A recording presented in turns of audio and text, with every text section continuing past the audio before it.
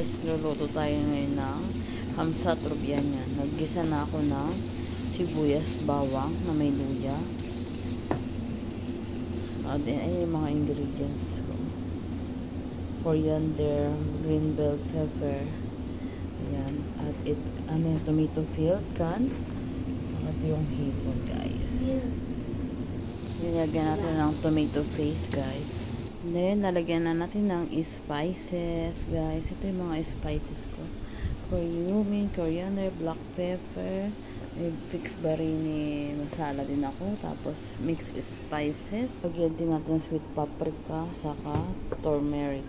Nilagay ko na pala yung peeled tomato, guys. Ayan, guys. Nilagyan na natin ng spices. Salt, haluin muna natin. Ayan, guys. Yung hipon, lagay na natin. Bismillah. Ayan.